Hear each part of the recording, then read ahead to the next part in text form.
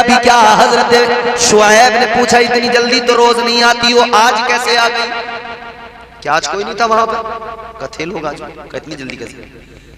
कहने लगी एक नेक नौजवान मिल गया था, उसने हमारे जानवरों को जल्दी पानी पिला दिया तो हम पानी पिला के आ गए।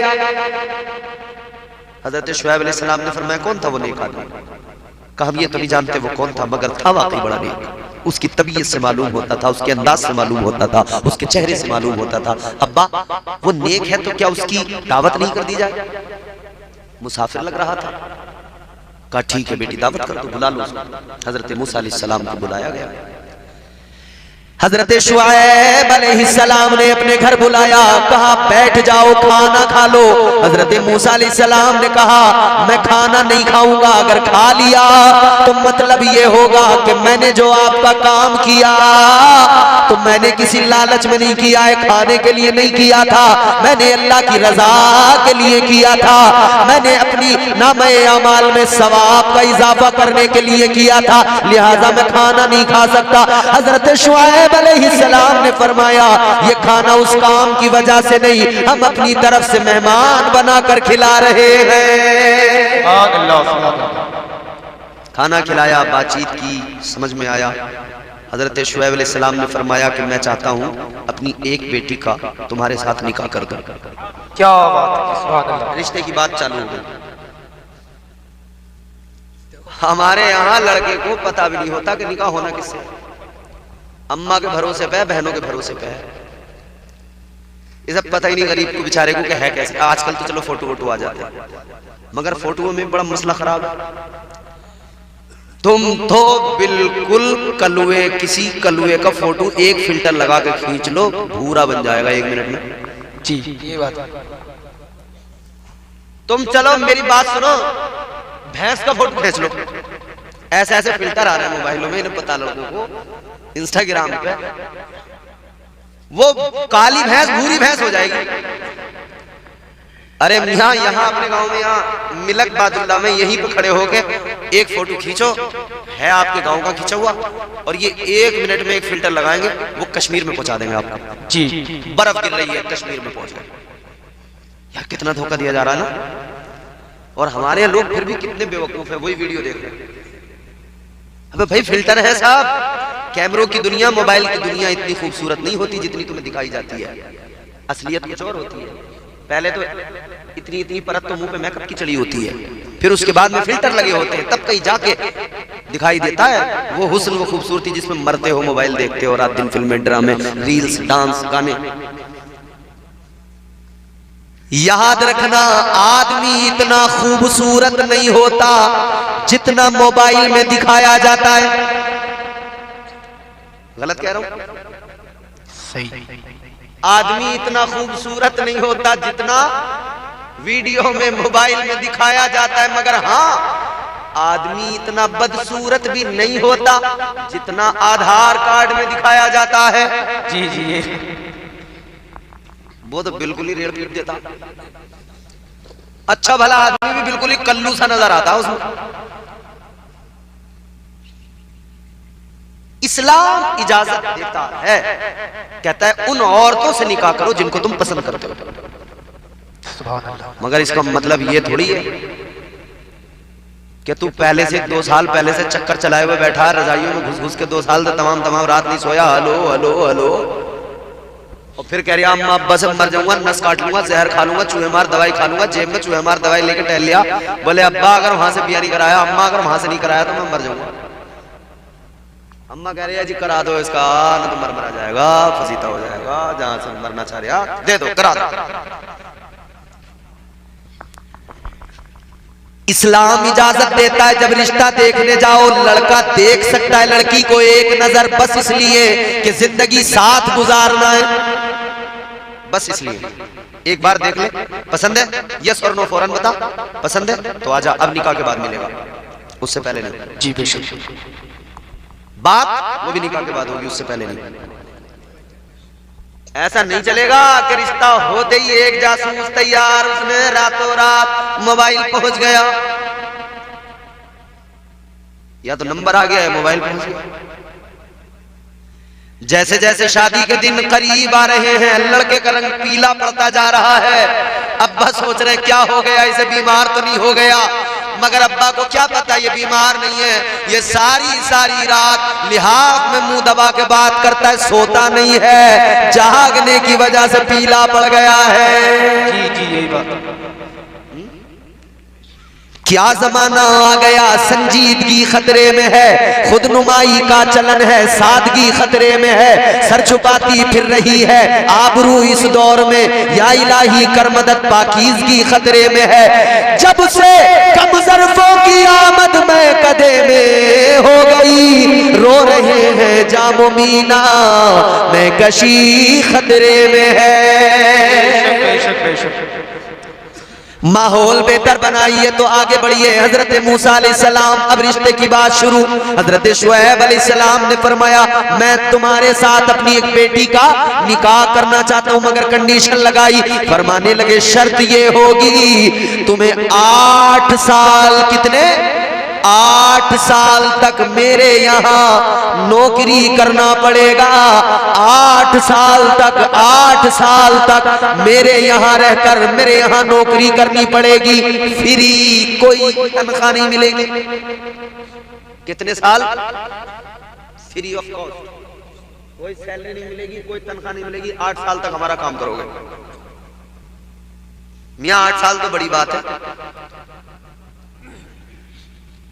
यहाँ अगर कोई किसी से कह दे कि साहब तुम्हें 1 साल हमारे यहाँ फ्री में काम करना पड़ेगा, तब जाकर तुम्हारी शादी करेंगे,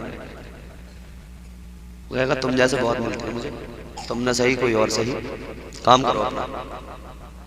बोले तुम हमें 1 साल तक बेवकूफ बना के हमसे फ्री में काम करवाना चाह रहे हो, हम तो खुद 4 रुपये की तमन्ना लेके तुम्हारे यहाँ आए हैं।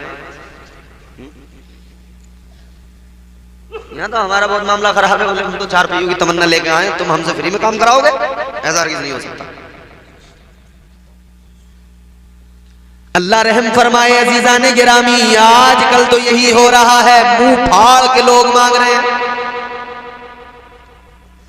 और पता मांगने का स्टाइल है, देखो जी हमें कुछ ना चाहिए, अल्लाह ने बहुत दिया है, सब है हमारे घर में, जो दोगे अपनी लोड़ियां, हमें कुछ ना चाहिए। बस जी हमारा तो इतना सा कहना है, हमारे जो 4 मेहमान आएंगे उनकी खातिर तवाज़ु कर लियो, उन्हें जरा अच्छा खिला दियो। क्यों भाई, किस खुशी में? मेहमान तेरे हैं या इसके हैं? इसके जो मेहमान है उन्हें तो ये खिला देगा, तेरे मेहमान तू इस पे लेके क्यों चढ़ ले आओ? भाई मेहमान तेरे, खिलाएगा वो। अजीब बात हो गई ना यार। आपके किसी घर मेहमान आए और आप मेहमान का हाथ पकड़ के लेके जाओ दूसरे किसी घर में, बोले जी मेहमान तो मेरा, मार खिलाओगे तुम, और सुनो अच्छा बढ़िया खिदमत करना इसकी, अच्छे से अच्छा खिलाना, बात खराब ना हो जाए। तो कहेगा यार मैं क्यों खिलाऊं, मेहमान तेरा तू खिला। मगर ये बारात का जो सिस्टम है क्या है मुझे बताओ ईमानदारी से। मेहमान हमारे लेके चढ़ाई उसके घर पे कर दी हमने, हमला वहां कर दिया जाके। अंदाज बड़े मुख्तलिफ है, मगर लोग बस यही सोच रहे हैं जितना भी हो सके निकाल लो। ताजदार मदीना के गुलामों, मगर वो मैं हाल बता रहा हूं, हजरत मूसा को कहा 8 साल काम करना पड़ेगा फ्री ऑफ कॉस्ट, तब जाकर निकाह होगा। हजरत मूसा अलैहिस्सलाम ने अर्ज किया ठीक है साहब, कहते ठीक है 8 साल काम कर लेंगे। 8 साल कर लिया काम। 8 साल जब मुकम्मल हो गए, भैया 8 साल जब पूरे हो गए तो हजरत मूसा अलैहिस्सलाम ने फरमाया कि साहब 8 साल पूरे हो गए, अब कर दो निकाह। बोले नहीं अभी नहीं। कि क्यों? कि अभी 8 साल और करना पड़ेगा तुम्हें हमारा। 16 साल, फिर 8 साल किया फ्री ऑफ कॉस्ट। 8 साल पहले, 8 साल फिर बाद में, 16 साल तक वहां पर खिदमत करते रहे, काम करते रहे, कोई मुआवजा नहीं, कोई तनख्वाह नहीं। तब जाके हजरत शुएब अलैहिस्सलाम ने अपनी बेटी का निकाह हजरत मूसा के साथ किया। सुभान अल्लाह, सुभान अल्लाह। ताजदारे मदीना वाली ये कायनात मुस्तफा जाने रहमत के प्यारे दीवानों, जरा दिल लगाओ, गौर से मेरी बातें सुनो।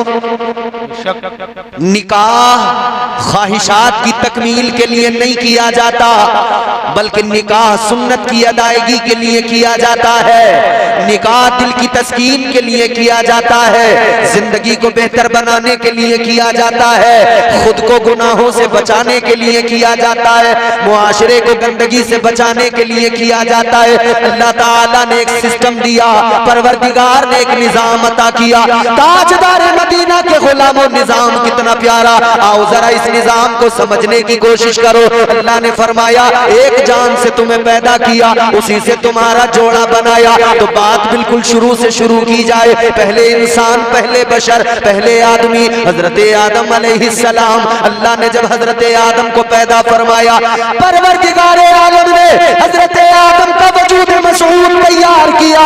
अल्लाह ने फिर रूह डाल दी, फरिश्तों को हुक्म दे दिया, ऐ मेरे फरिश्तों आदम को सजदा करो। फरिश्तों ने आदम को सजदा कर लिया, एक ने नहीं किया, अल्लाह ने उसे मरदूद बना दिया, लानत का तौक उसके गले में डाल दिया।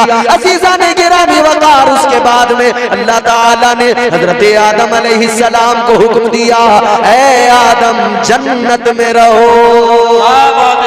सुभान अल्लाह, सुभान अल्लाह, बहुत अच्छा। कहाँ रहो? जन्नत में। क्या बात है, जन्नत में रहो। हजरत आदम अलैहिस्सलाम जन्नत में चले गए।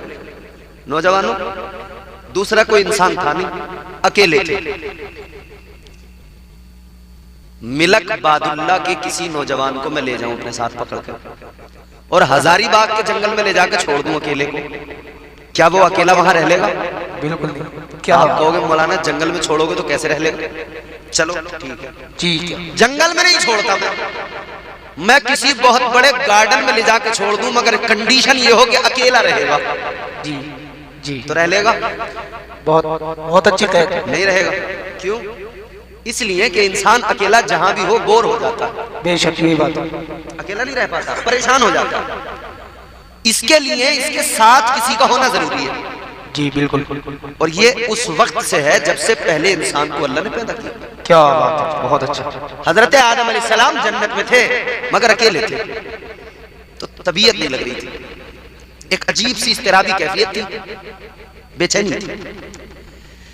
अल्लाह ताला तो सब जानने वाला, आलिमुल गैब व शहादा, हर बात से बाखबर, अल्लाह सब जानने वाला।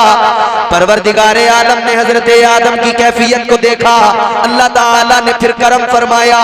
एक दिन हजरत आदम अलैहिस्सलाम आराम फरमा रहे हैं, सो रहे हैं जन्नत के अंदर। अल्लाह ने हजरत आदम की बाईं पसली से पहली औरत को पैदा फरमा दिया, हजरत हव्वा को पैदा फरमा दिया।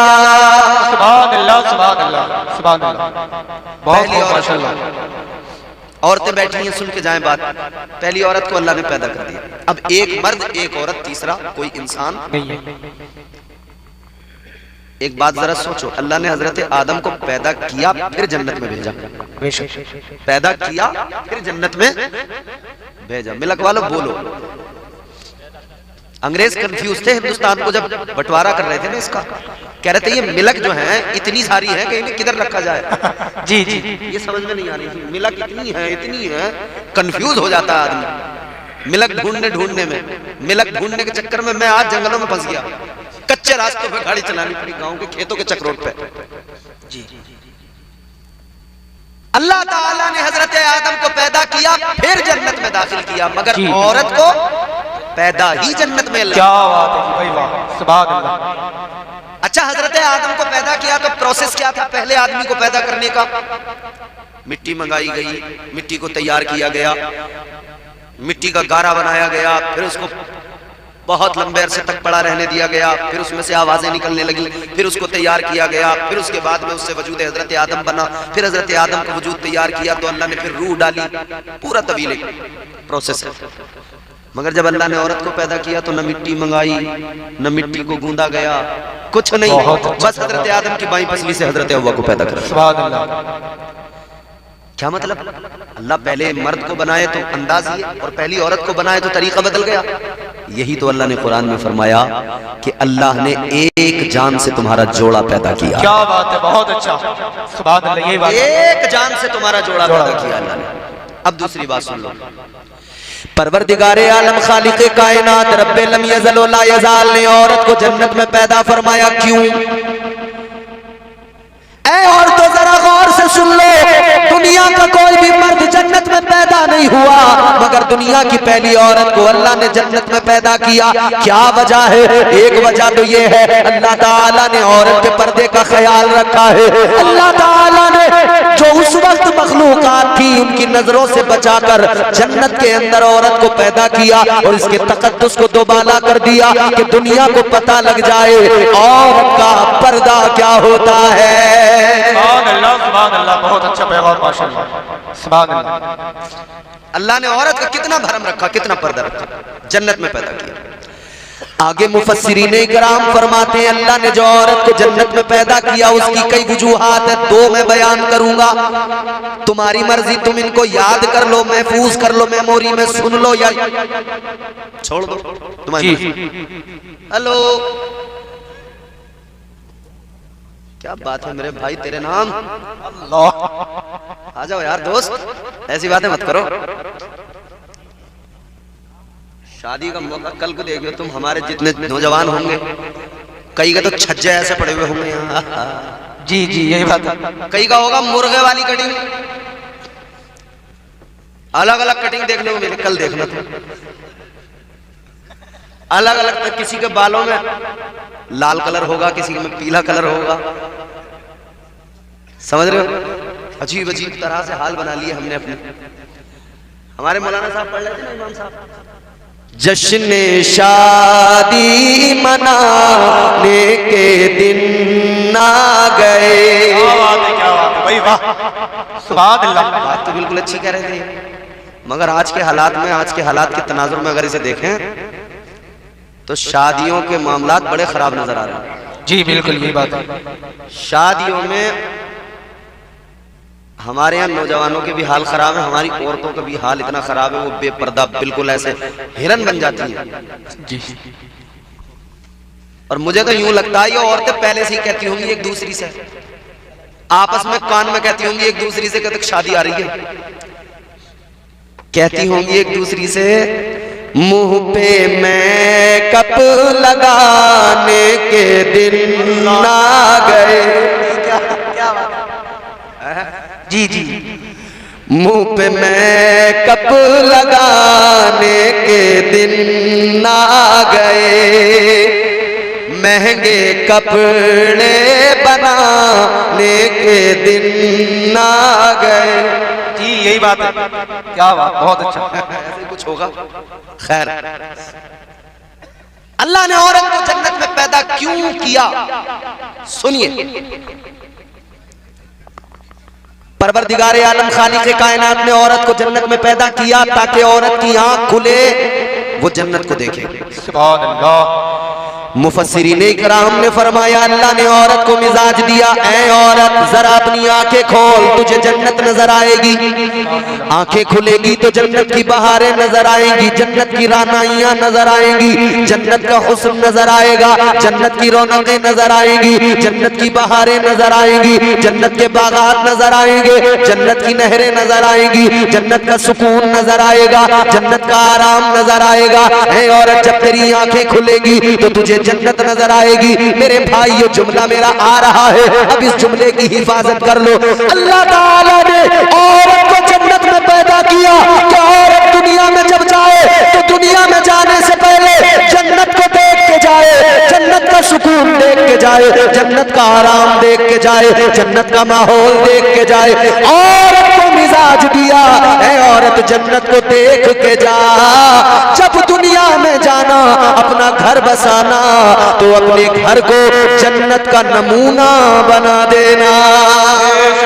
नारे तकबीर, नारे रिसालत, मसलके आला हजरत, फैजाने आला हजरत, फैजाने हुजूर ताजुश शरिया हजरत अल्लामा इम्तियाज बरकाती साहब किबला, जश्ने शादी, नारे तकबीर, नारे रिसालत। बहुत अच्छी माशाअल्लाह, सुभान अल्लाह। अल्लाह ने मिजाज दिया कि औरत तू दुनिया में जाए तो तुझे जन्नत याद रहे, तू अपने घर को जन्नत का क्या बना देना, नमूना। जन्नत का। और बना क्या दिया औरतों ने आज, अल्लाह ने मिजाज दिया था जन्नत का नमूना बना देना घर को, और बना क्या दिया, आदमी घर में घुसा तो देखा औरत तन तन गुस्से में मुंह लाल, इधर से जा रही है तो बोलती बोलती बोलती बोलती, उधर से आ रही है तो बोलती बोलती, कभी बर्तन फेंक रही है, कभी गिलास फेंक रही है। आदमी परेशान, या अल्लाह आज हुआ क्या, समझ में बात नहीं। इमाम साहब इधर से चली, बोली इस घर में जब से आई हूँ परेशान हूँ, न जाने क्या मेरी किस्मत थी, मेरे घर वालों ने यहाँ डाल दिया, और मैं तो जब से आई हूँ मैंने कोई सुख नहीं देखा, जब से आई हूँ कोई सुकून नहीं मिला, जब से आई हूँ इस घर में परेशान ही हूँ, आज तक मुझे कोई खुशी का एक लम्हा नहीं आया। बस इधर से बोलती बोलती जा रही है, उधर से बोलती बोलती, अभी तो शोहर को कह रही थी, बीच बीच में दो चार गालियां बिचौलिया को देती है, उसका नहारा पट हो उसने कराया था मुझे यहाँ, वो भी बीच बीच में दो चार गालियां सुन रहा है। घर में अजीब माहौल बना हुआ है, घर में अजीब माहौल बना हुआ है, लोग सब परेशान हैं। ताजदारे मदीना वाली कायनात मुस्तफा जाने रहमत के दीवानों, अगर हमारे घरों के हालात ऐसे हैं तो समझ लीजिए कि हमने न कुरान को समझा न मर्जी रहमान को समझा है। जी यही बात है। अल्लाह ताला ने एक जान से जोड़ा बनाया, जन्नत में हजरत हव्वा को पैदा फरमाया। बेशक, सुभान अल्लाह। आगे बढ़िए, अल्लाह ने एक जान से जोड़ा, मैंने कहा था ना एक जान से, हजरत आदम के लिए हजरत हव्वा को पैदा कर दिया। मैंने अर्ज किया अल्लाह ने एक जान से पैदा किया, हजरत हव्वा को जब अल्लाह ने पैदा किया, हजरत आदम की आंख खुली, देखा औरत करीब नहीं। अल्लाह ताला ने औरत को पैदा फरमा दिया, हजरत आदम ने आँख खोल के देखा, हजरत हव्वा वहां पर मौजूद है, बैठी हुई है। हजरत आदम ने पूछा कौन, कहने लगी मैं औरत, अल्लाह ने मुझे आपके लिए पैदा किया है। हजरत आदम ने हाथ बढ़ाया छूने के लिए, अल्लाह ने फरमाया आदम हाथ पीछे कर लो, अभी हाथ नहीं लगा सकते, अभी हव्वा को छू नहीं सकते। अर्ज करने लगे मौला है मेरे परवरदिगार, तूने तो हव्वा को मेरे लिए पैदा किया है, या अल्लाह मेरे लिए जब पैदा किया है तो हाथ क्यों ना लगाऊं, हव्वा को क्यों ना छू। ताजदारे मदीना के गुलामों गौर से सुनो, अल्लाह ताला ने फरमाया ऐ आदम ऐसे हाथ नहीं लगा सकते, पहले तुम्हारा हव्वा के साथ में निकाह किया जाएगा। अरे वाह, सुभान अल्लाह, क्या बात है, बहुत खूब माशाअल्लाह। पहले मर्द पहली औरत, अल्लाह ने फरमाया छू नहीं सकते जब तक निकाह नहीं होगा, हाथ नहीं लगा सकते जब तक निकाह नहीं होगा। हजरत आदम अलैहिस्सलाम ने अर्ज किया मौला फिर निकाह कर दे।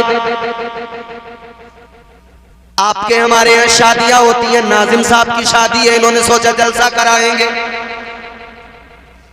शाहनवाज भाई से मशवरा लिया क्या किया जाए, कहने लगे इम्तियाज बरकाती को बुला लो, उसका बयान सुन लेंगे। यही बात है। कई बार सोचा जाता है कि भाई निकाह पढ़ाने के लिए किसी बड़े आलिम दीन को बुला लो, किसी पीर साहब को बुला लो। फिर गांव में भी शोर हो जाता है, अरे फलां के निकाह में फलां पीर साहब आए थे, अरे उसके निकाह में फलां हजरत आए थे, ये फलां हजरत ने निकाह पढ़ाया था, फलां पीर साहब ने निकाह पढ़ाया था। हाय मेरे नौजवानों बुजुर्गों, जरा गौर तो करो, कुर्बान जाओ। पहले मर्द हजरत आदम, पहली औरत हजरत हव्वा, पहला निकाह किसने पढ़ाया? ऐ लोगों, निकाह पढ़ाने वाला कोई और नहीं, परवरदिगार था।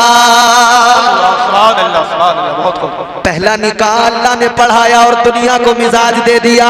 ये सुन्नत तो मेरे महबूब की है मगर हुक्म मेरा है। पहला निकाह पढ़ा के दुनिया को अल्लाह ने फिक्र दे दी, मिजाज दे दिया। जब भी दो लोगों को, मर्द और औरत को करीब लाया जाएगा, यही तरीका अपनाया जाएगा। पहले उन दोनों का निकाह पढ़ाया जाएगा। क्या बात है।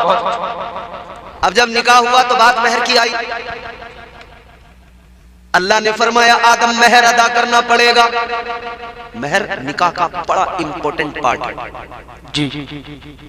निकाह में बहुत इंपॉर्टेंट पार्ट है मेहर, जिसको हमारे यहाँ हल्का समझ लिया। कितने लोग हैं जो निकाह अदा करते देते नहीं देते, सोच लेते अरे तो हमारे घर में आ गई हमारी लुगाई है, क्या करेंगे, देख के देना दो ना।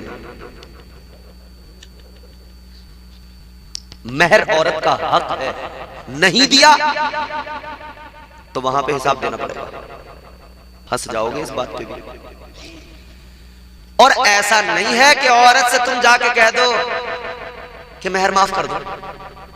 अबे तू भिखारी है, फटीचर है, यानी तू मेहर तो माफ कराने चला गया।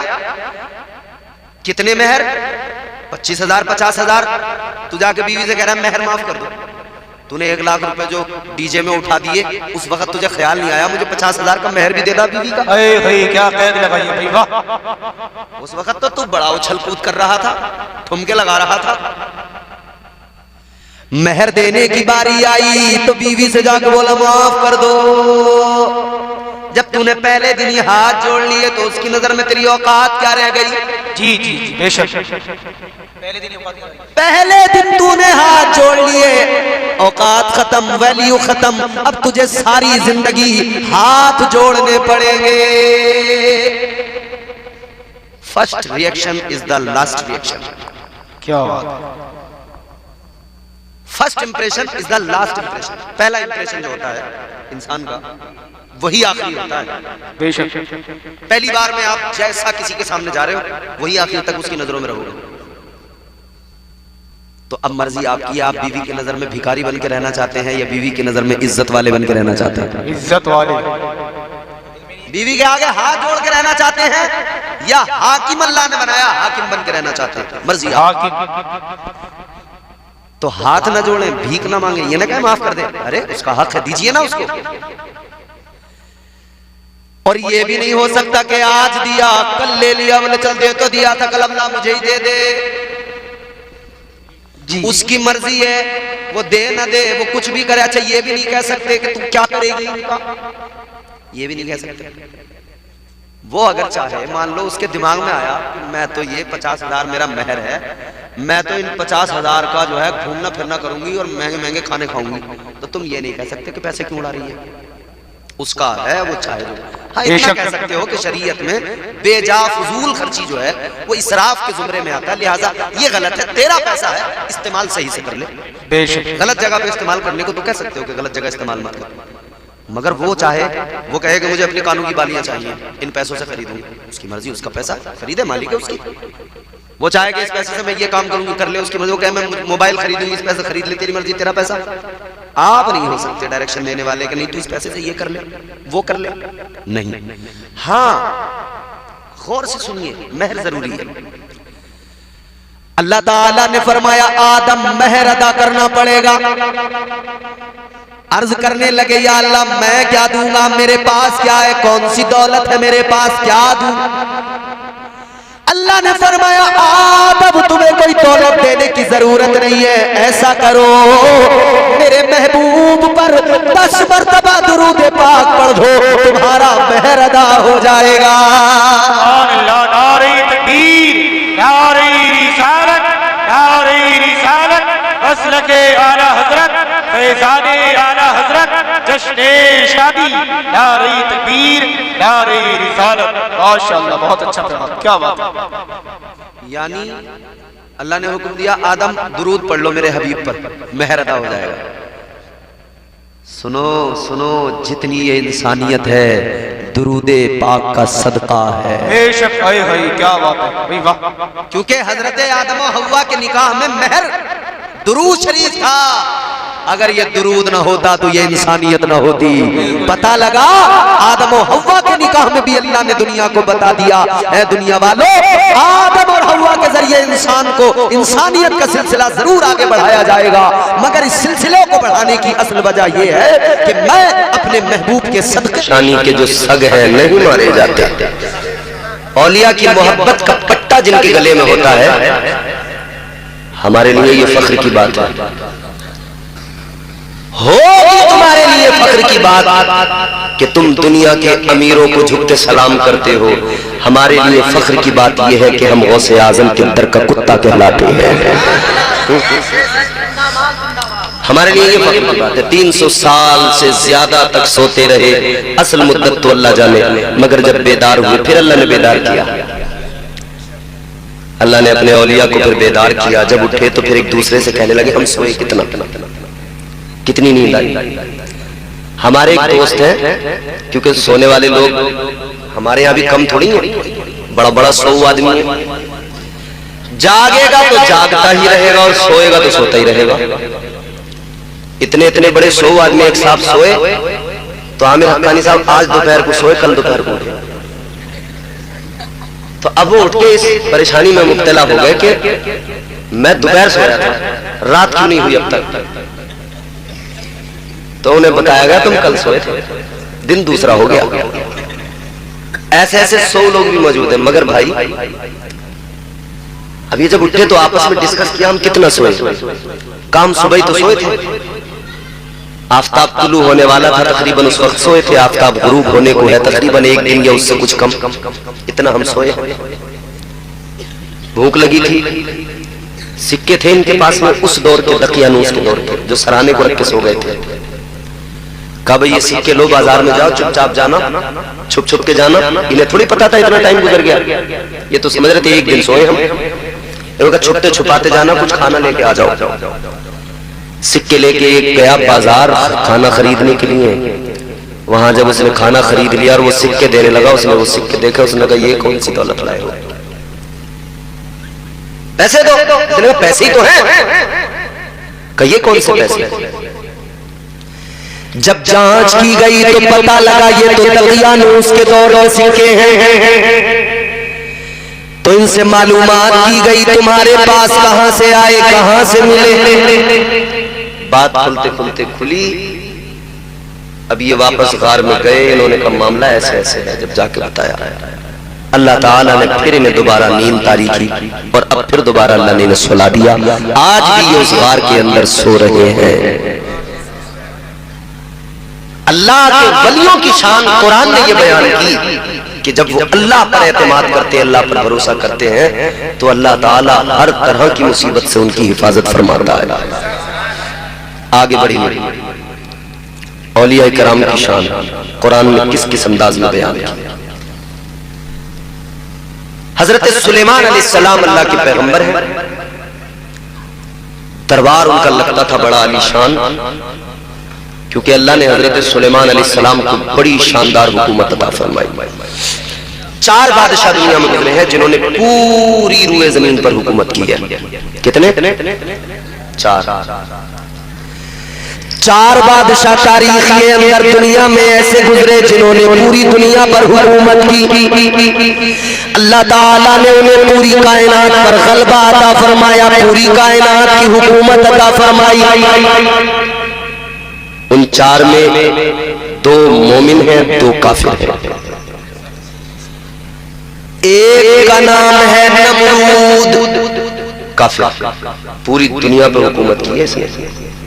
अब तो ये मुल्क अलग अलग छोटे छोटे बने हुए हैं ना, ये हिंदुस्तान है, ये बांग्लादेश है, ये श्रीलंका है, ये म्यांमार है, ये पाकिस्तान है, ये ईरान है, ये अफगानिस्तान है। फिर उन मुल्कों के अंदर सरकारें बनी हुई हैं। छोटी छोटी हुकूमतों पर लोग कितना इतराते हैं। नमरूद काफिर था, मगर अल्लाह ने पूरी दुनिया की हुकूमत अता फरमाई। सारी रूए जमीन की बादशाह अल्लाह ने इसे अता फरमाई। एक ये, मगर एक बात याद रहे, था तो सारी दुनिया का बादशाह, मगर अल्लाह ने इसे ये भी बता दिया कि सुन, बादशाहत देने वाला भी मैं हूँ और जलील भी मैं ही कर दिया करता हूँ। जब कोई मेरे खिलाफ जाए, नाफरमानियां करे, तो बड़े बड़े बादशाहों को मिट्टी में मिला देता हूँ। आज लोग कहते हैं मिट्टी में मिला देंगे, मिट्टी में मिला देंगे। याद रखना, अल्लाह ताला जब चाहे जिसे चाहे मिट्टी में मिला देता है, कोई ताकत उसके सामने ठहरती नहीं है। फिरौन इतना बड़ा ताकतवर बादशाह, मगर अल्लाह ने जब उसको मारा तो उसका इबरतनाक अंजाम हुआ। एक मच्छर से उसको मार दिया। आर्मी नहीं आई उसके लिए, कोई फौज नहीं आई, अल्लाह बचाने पे आए तो मकड़ी के जाले से बचा ले, मारने पे आए तो लंगड़े मच्छर से मरवा दे। एक ही मच्छर था, वो भी लंगड़ा था, नाक के रास्ते दिमाग में पहुंचा, दिमाग खाने लगा। लंगड़ा मच्छर, उस अकेले लंगड़े ने इसका पूरा काम खराब कर दिया। कोई ना कोई लंगड़ा तो आएगा भाई साहब, हम भी यही दुनिया में, कोई ना कोई लंगड़ा तो आएगा। अल्लाह खैर फरमाए। गौर से सुनो मेरे अजीज, चेहरा कमर काबुल से काला करा दिया। अगर आप समझते हो शायरी तो मैं सुना रहा हूं आपको। कमर चांद, चमकता हुआ चौदहवीं रात का चांद हो, एक अब्र का टुकड़ा, बादल का जरा सा टुकड़ा चांद के आगे आ जाए तो अंधेरा हो जाता है ना। चेहरा कमर काबुल से काला करा दिया, जुगनू से तूने मौला उजाला करा दिया। इतना सा बारीक सा जुगनू, जुगनू देखा क्या बोलते हैं आप यहाँ जुगनू को? आप जुगनू बोलते हैं। देखो ये लाइट लगी हुई है, इस लाइट को जलाने के लिए पीछे कितना सिस्टम है। इसमें एक वायर लगा हुआ है, वायर पीछे जाता है, वो एक स्विच में, एक बोर्ड में लगा हुआ है, वहां से फिर पीछे देखो तो वहां बिजली आ रही है। बिजली कहां से? तो मेन लाइन से आ रही है। मेन लाइन देखो तो वो 440 वोल्ट है। वहां से पीछे जाओ ट्रांसफार्मर लगा हुआ है, उसके पीछे 11,000 है, उसके पीछे 32,000 है, उसके पीछे और ज्यादा है। करंट जो है ट्रांसफार्मर में जो है कन्वर्ट हो के बिजली घरों में कन्वर्ट कर करके फिर हमारे घरों तक पहुंच रहा। कहां पावर प्लांट में बिजली बन रही है, कहां आपके घर की लाइट किस तरह से जल रही है, इसके पीछे कितना लंबा सिस्टम है। मगर अल्लाह का सिस्टम देखो, इतना सा है जुगनू, उसके अंदर ही पावर प्लांट लगा हुआ है, उसके अंदर ही ट्रांसफार्मर लगा हुआ है, उसके अंदर ही बिजली घर लगा हुआ है। सारा काम इतने से जुगनू में है। On off on off on off, light जलती है, लाइट बंद होती है, लाइट जलती है, लाइट बंद होती है। अल्लाह की शान देखें। फबिअय्यि आलाइ रब्बिकुमा तुकज़्ज़िबान। एक अंग्रेज था, वो हिंदुस्तान में आया ना, तो वो मच्छर बड़ा परेशान कर रहे थे उससे। उसने कहा क्या करूं। उस दौर में इतना सब था नहीं ना। अब तो साहब मोर्टिन लगा लो, कछुआ छाप अगरबत्ती लगा लो, अलाउट लगा लो, गुड नाइट लगा लो, फिर जो है तरह तरह की चीजें आ गई। पहले इतना सब तो नहीं था। बेटा खामोश, आराम से चुप हो। तो अब वो परेशान हो गया कि यार मच्छरों से कैसे निजात मिले। उसने कहा अंधेरा कर ले। अंधेरा कर लूंगा तो मच्छरों को नजर नहीं आऊंगा। अंधेरा करके कंबल लपेट के चारों तरफ से एक चादर, और फिर वो जो है लेट गया। उसने सोचा अब कोई मच्छर अंदर नहीं आएगा। मगर इत्तेफाक से जब वो चादर लपेट रहा था, एक जुगनू चादर के अंदर घुस गया। अब ये तो मुतमईन था कुछ नहीं आएगा, मगर जैसे ही उसने लाइट जलाई, on off on off on off, इसने चादर फेंकी, तेजी से भागा। इसे पकड़ा के क्या हुआ? कहा नहीं, हिंदुस्तान के मच्छर बहुत खतरनाक है। कहा क्या हुआ?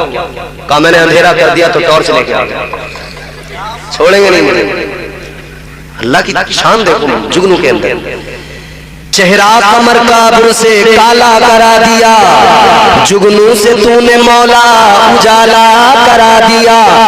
जब भी हिफाजतों पे करम आ गया तेरा, मकड़ी से गारे शोर में जाला करा दिया।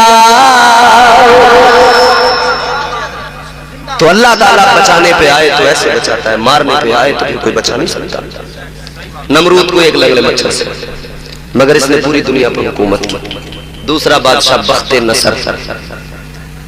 बख्ते नसर भी बहुत मुस्तफा जाने रहमत ने अब ऐलान फरमाया, या अय्युहन नास क़ूलू ला इलाहा इल्लल्लाह।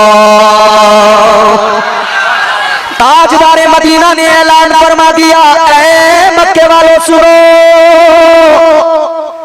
ये लातो मनात हुबल इन सबके आगे सर झुकाना फजूल है। अल्लाह एक है, वही इबादत के लायक है, उसी को सजदा रवा है। आका ने ऐलान फरमाया एक रब की इबादत करो, एक अल्लाह को मानो, वो एक अकेला है, उसके सिवा कोई इबादत के लायक नहीं है। अल्लाह के नबी ने ऐलान फरमा दिया, ऐलान तौहीद हो गया। इस्लाम का डंका अब यहां से बजा आगे। मगर इस मंजर को जरा देखें। एक बात हमेशा याद रखना, कहानी हमेशा एक से शुरू होती है। कितने से बोलो? जोर से बोलो। एक से। किसी एक को बेड़ा उठाना पड़ता है, किसी एक को अलम हाथ में लेना पड़ता है। गांव के अंदर कितने सरपंच होते हैं बताइए जरा। अगर 10 सरपंच बना दिए जाए फिर क्या होगा? ये सरपंच ही आपस में लड़ते रहेंगे, काम नहीं होगा। मुल्क के अंदर प्राइम मिनिस्टर कितने होते हैं? एक स्टेट, एक सूबे के अंदर सीएम कितने होते हैं? चीफ मिनिस्टर एक। कहानी एक से शुरू होती है। एक मुल्क के अंदर एक बादशाह, एक मुल्क के अंदर एक वजीर आला, वजीर आजम, एक मुल्क के अंदर एक प्राइम मिनिस्टर बनाने वाली दुनिया। ये दुनिया के लोग अपने ही उसूल को तोड़ देते हैं। क्यों? कैसे? एक जमीन का टुकड़ा, एक मुल्क, जब उस पर निजाम कायम होता है, बादशाह कायम की जाती है, एक बादशाह बनाया जाता है। मगर ये सारी जमीन तो अल्लाह की, सारी कायनात तो अल्लाह की, सारा जमाना मेरे रब का, कुल कायनात अल्लाह की, कुल बादशाह अल्लाह की, सबसे बड़ा बादशाह तो परवरदिगार है। तो अपना उसूल जो यहाँ बनाया है, उसी उसूल को जरा अपनी नजरों के सामने रखकर फिर सोचो, फैसला करो। एक मुल्क के लिए एक वजीर, तो जब सारी मिल्कियत, सारी कायनात एक अल्लाह ने बनाई है, तो उस एक को मानो, अनेक को न मानो। उस एक के आगे सर झुकाओ ना। ये थोड़ी है कि कहीं भी झुक जाओगे, कहीं भी झुक जाओगे कहीं।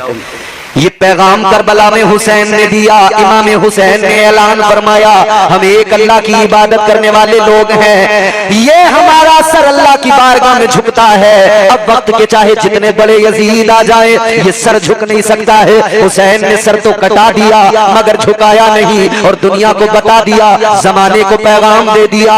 लहू से सब्र की शम्मा जला रहे हैं हुसैन, सितम के मुंह पे तमाचा लगा रहे हैं हुसैन।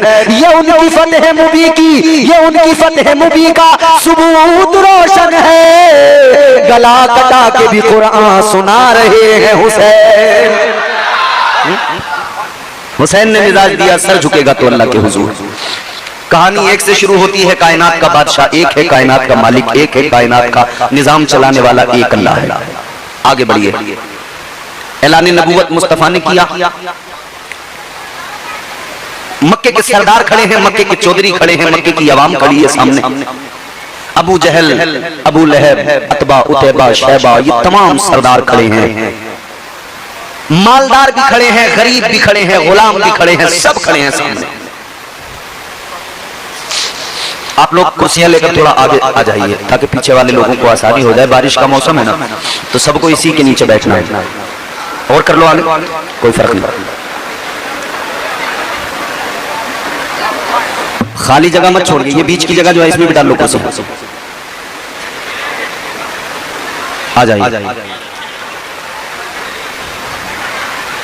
दुरूद शरीफ पढ़िए। बाबा अल्लाहुम्मा सल्ली अला सय्यिदिना मौलाना मुहम्मद मुबारक सल्लल्लाहु अलैहि वसल्लम अलैहि या रसूलल्लाह सल्लल्लाहु तआला अलैहि व अला आलिहि वसल्लम। अब सब आप बैठ जाइए सुकून से, इत्मीनान से, और जरा मोहब्बत के साथ एक मर्तबा कहिए सुभान अल्लाह, और जोरदार आवाज में कहिए सुभान अल्लाह। अल्लाह ताला ने सबको हाथ दिए हैं, हाथ दो दिए हैं अल्लाह ने। एक मर्तबा अपने हाथ उठा के फिर अल्लाह की पाकी का ऐलान करो। जोर से बोलो, हाथ उठा के सुभान अल्लाह। देखो याद रखना, हाथ उठाने पर भी कभी शर्माना नहीं, कभी झिझकना नहीं। वजह यह है कि हाथ उठाने के फायदे बड़े हैं। ये सिर्फ मौलवी लोग अपनी मर्जी से यूं ही नहीं उठवा देते, इसके फायदे हैं। फायदे क्या हैं? मैं कुरान की एक आयत सुनाता हूं आपको, फिर आपको कुरान से समझ में आएगा कि हाथ उठाने का फायदा क्या है।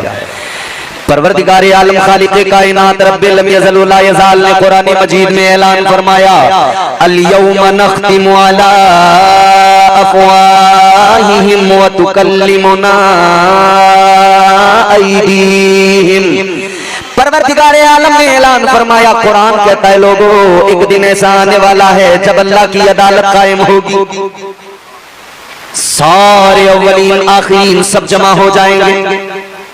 कुरान कहता है पहले तो तुम्हारी जबानें बोलेंगी, फिर जबानों को बंद किया जाएगा, मुंह बंद होंगे। फिर उसके बाद में कुरान मजीद में अल्लाह ने फरमाया जबानें बंद हो जाएंगी, फिर उसके बाद में तुम्हारे हाथ गवाही देंगे, हाथ गवाही देंगे, हाथ बताएंगे इन हाथों से क्या क्या किया। अगर शराब पी हाथ कहेंगे या अल्लाह ये इन हाथों से गिलास शराब से भरे हुए उठाता था, शराब के जाम उठाता था। अगर जुआ खेला, पत्ते खेले, हाथ गवाही देंगे मौला ये पत्ते खेलता था।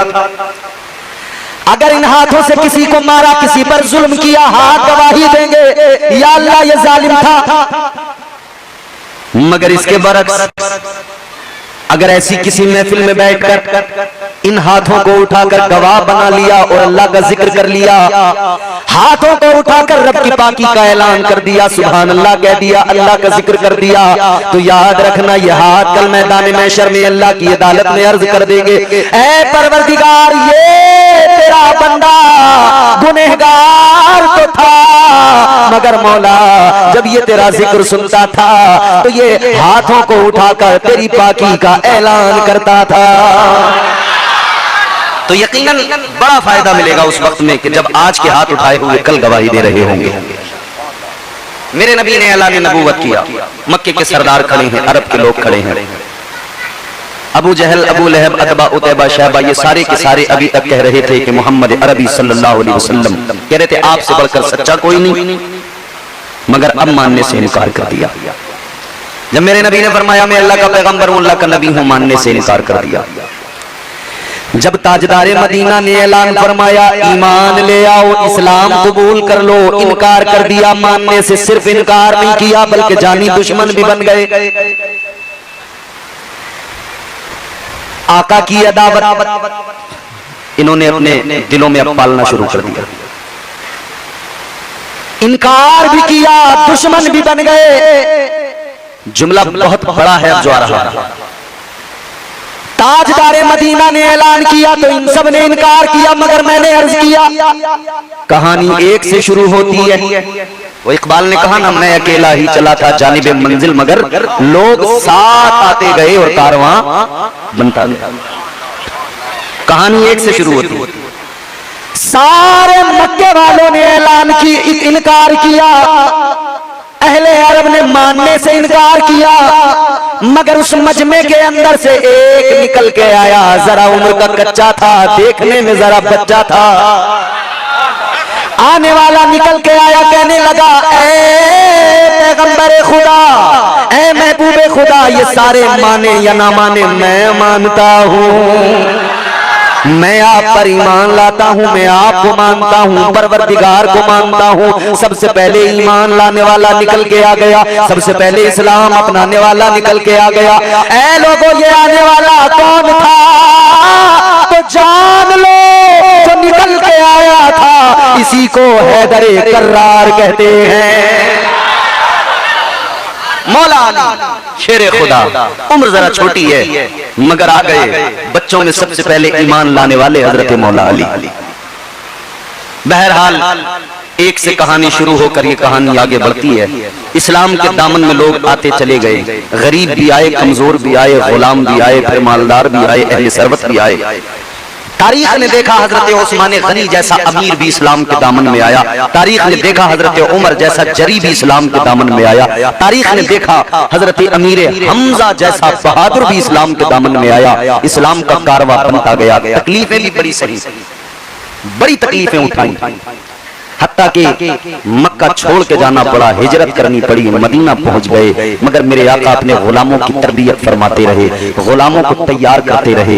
हुजूर ने गुलामों की तरबियत की और इन्होंने भी गुलामी का हक अदा किया, अपना सब कुछ आका पे कुर्बान कर दिया। माल दौलत भी आका के कदमों पे लुटा दी, अपने खजाने भी आका के कदमों पे कुर्बान कर दिए, सब कुछ आका की अजमतों पे निसार कर दिया, सब कुछ लुटा दिया, घर बार भी छोड़ दिए, जमीन जायदाद भी छोड़ दी, बच्चे भी छोड़ दिए, सब कुछ छोड़ दिया। किसके लिए? मुस्तफा जाने रहमत के लिए। सब कुछ छोड़ छाड़ के मदीना पहुंच गए, मिशन आगे बढ़ता चला गया। इस्लाम कल भी कमजोर था मगर दबा नहीं। इस्लाम की फितरत में कुदरत ने लचक दी है, जितना भी दबाओगे उतना ही ये उभरेगा। इस्लाम था, इस्लाम है, इस्लाम रहेगा। कुरान था, कुरान है, कुरान रहेगा। इस्लाम की गर्दन पे हुसैन इब्ने अली का एहसान था, एहसान है, एहसान रहेगा। इस्लाम सुबह कयामत तक रहेगा। इस्लाम तेरी नब्ज न डूबेगी, हश्र तक तेरी रगों में खून रवां चार यार का।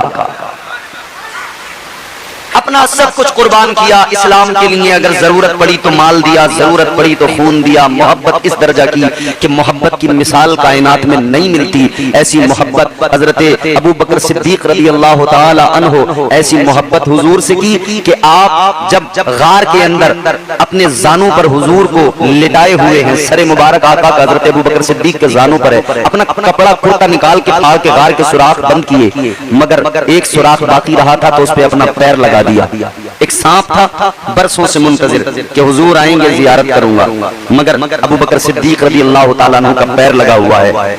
बहरहाल सांप ने डस लिया, आपने पैर हटाया, हटाया नहीं फिर भी आपकी आंख से आंसू निकला दर्द की वजह से, हुजूर के रुखसार पे गिरा। हुजूर बेदार हुए, अबू बकर क्या हुआ, मामला बताया। सांप निकल के आया, आका की जियारत की, वो चला गया। हुजूर ने अपना लुआबे दहन अबू बकर सिद्दीक के पैर पे लगाया, शिफा मिल गई। अजीजों, मोहब्बत इस हद तक की जाती है, इस हद तक मोहब्बत की जा सकती है, ये मिजाज भी दुनिया को सहाबा ने दिया है।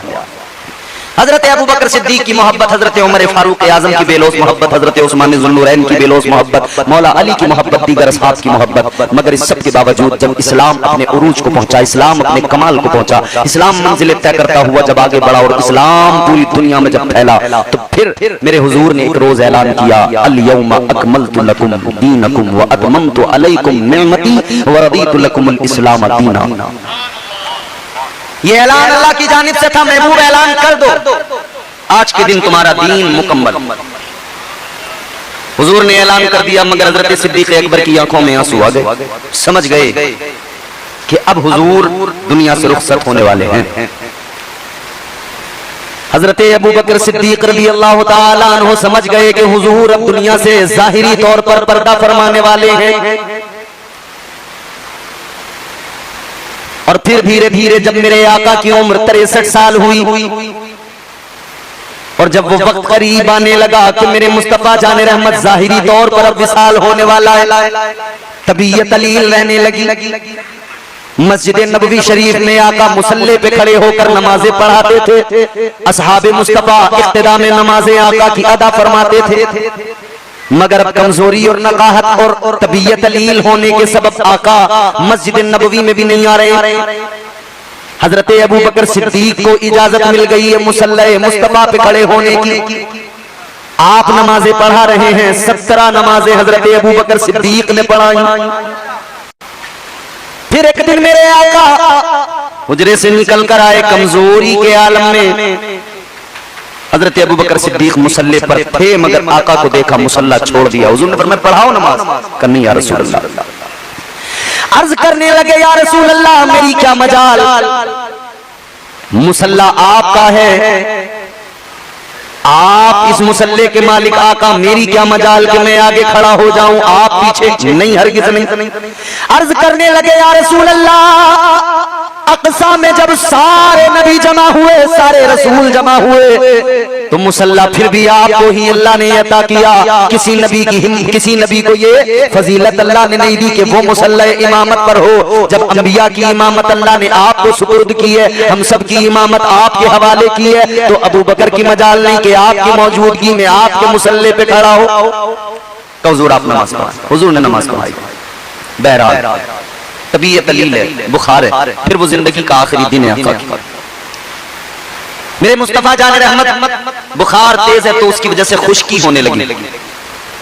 हुजूर ने मिसवाक को पानी में डुबो दिया और बार बार मिसवाक को मुंह में रखते हैं कि उसकी वजह से कुछ खुश्की दूर हो। अपने मुंह पर अपने सर पर पानी छिड़कते हैं। बिलाखिर वो वक्त भी आ गया कि दरवाजे मुस्तफा पर मौत का फरिश्ता आके खड़ा हो गया और इजाजत तलब करने लगा। एक अकेली जात मेरे मुस्तफा जाने रहमत की है जिनके दरे दौलत पे आकर मौत का फरिश्ता इजाजत मांग रहा है। मौत का फरिश्ता कभी किसी से इजाजत नहीं मांगता, कोई बड़े से बड़ा अमीर क्यों ना हो, कितनी बड़ा चौधरी क्यों ना हो। मौत का फरिश्ता कभी किसी से इजाजत नहीं लेता, आता है अपना काम करता है चला जाता है और उसको किसी का अफसोस भी नहीं होता, किसी के लिए रहम भी नहीं आता, क्योंकि अल्लाह के हुक्म पर अमल करता है बस मलकुल मौत। याद रहे अजीजाने गिरामीउल कद्र, मौत का फरिश्ता ये भी नहीं देखता कि इसके बच्चे यतीम हो जाएंगे, ये भी नहीं देखता कि इसकी बीवी बेवा हो जाएगी, बस मौत के फरिश्ते को अपना काम करना है। मगर ये दरे मुस्तफा है, ये बारगाह मुस्तफा है, अदब लाजमी है। फरिश्तों ने अदब करके दुनिया को बता दिया।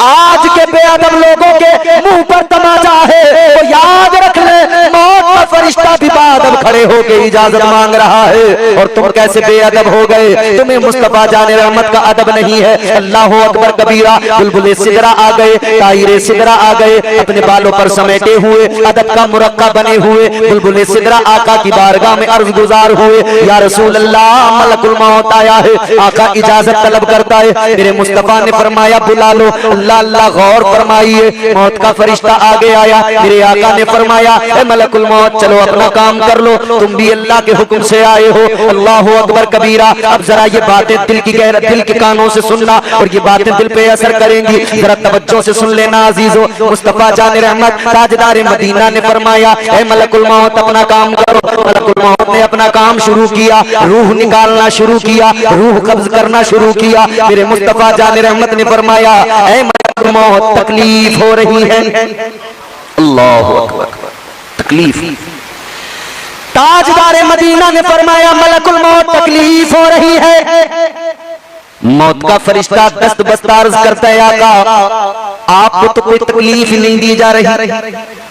हुजूर ने फरमाया अच्छा तो फिर ये बताओ तकलीफ कितनी दी जाती है। मलकुल मौत अर्ज करने लगे आका मौत के वक्त में तो बड़ी तकलीफ होती है।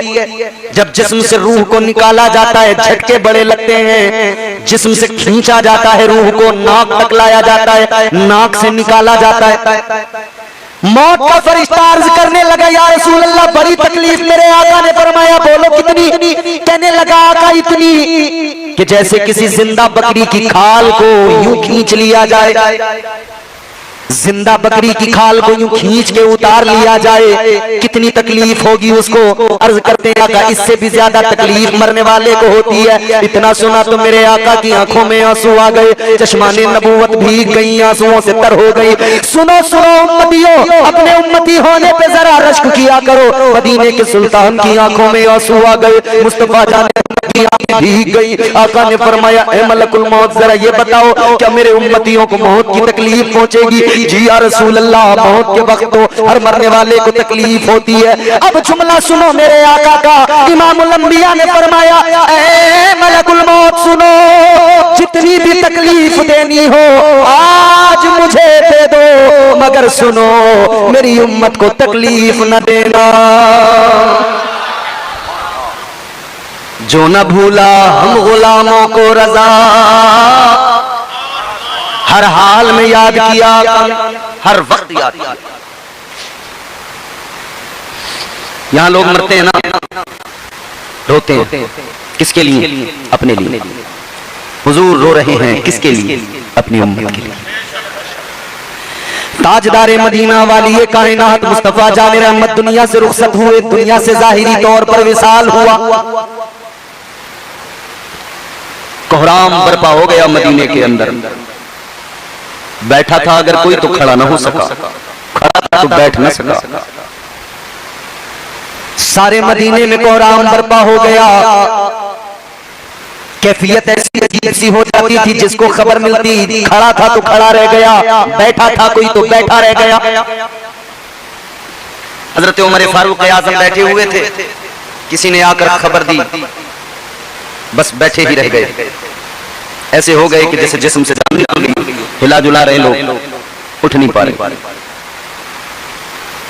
कितने सहाबा तो ऐसे थे, जब ये खबर सुनी, बस सुनी तो इतना गहरा सदमा, इतना गहरा दर्द हुआ कि दुनिया से रुखसत हो गए।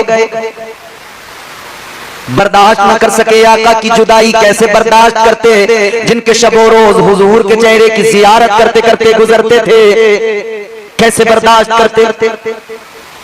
एक सहाबी अपने खेत के अंदर काम कर रहे हैं, पीछे से जवान बेटा आया, पीछे से जवान बेटे ने आकर कहा अब्बा गजब हो गया। बाप ने कहा बेटा क्या हो गया।